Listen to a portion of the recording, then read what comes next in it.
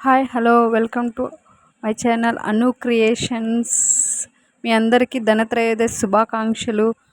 ఆశ్వయుజ మాసం బహుళపక్షంలో వచ్చే త్రయోదశిని ధనత్రయోదశి అంటారు. ధన్వంతరి దేవుడు జన్మదినాన్ని ధనత్రయోదశిగా జరుపుకుంటారు. ధన్వంతరి దేవుడు ఆరోగ్యానికి దేవుడు, ఆయుర్వేదానికి గురువు. ధనత్రయోదశి కథ. ఒకసారి ఒక రాజకుమారుడు పుట్టినప్పుడు జ్యోతిష్యులు అతని వివాహం జరిగిన 4వ రోజు రాత్రి చనిపోతాడని చెప్తారు. ఆ రాజకుమారుడు పెద్దయ్యాక అతనికి వివాహం జరిగింది. ఆ శాపం గురించి భార్యకు తెలిసి భయపడింది.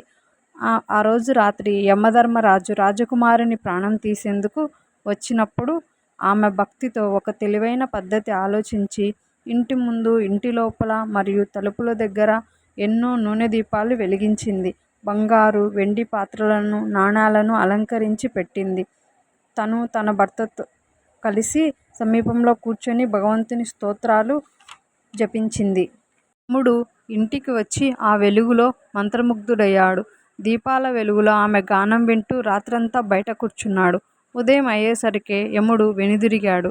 రాజకుమారుని ప్రాణాలు కాపాడబడ్డాయి. అప్పట్నుంచి ప్రతి సంవత్సరం ఈ రోజున ధనత్రయోదశి జరుపుకుంటారు. ఈరోజు బంగారం, వెండి లేదా కొత్త వస్తువులు కొనడం, దీపాలు వెలిగించడం శుభప్రదమని నమ్మకం. ఆరోగ్యం, సంపద మరియు దీర్ఘాయుష్యుకి సంకేతం. ధన్వంతరుని దేవుణ్ణి పూజించి ఆరోగ్యం, సంపద కోరుకుంటారు. రోజు ఇంటి ముందు యజమాని బలిదీపాన్ని పెట్టాలి.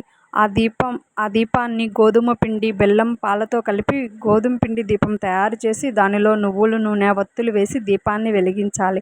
అలాగే దాని ముందర తమలపాకు లేదా అరిటాకు పెట్టి అందులో బియ్యం పోసి బెల్లం ముక్క నైవేద్యంగా పెట్టి రాత్రంతా ఆ దీపాన్ని అలాగే ఉంచాలి. పొద్దున లేవగానే ఆ దీపాన్ని, బియ్యాన్ని, బెల్లాన్ని ఎవరు తొక్కని చోట చెట్టు మొదల్లో వేయాలి. అలా చేస్తే మీ ఇంట్లో ఉన్న వారందరికీ దీర్ఘాయుష్షు కలుగుతుంది.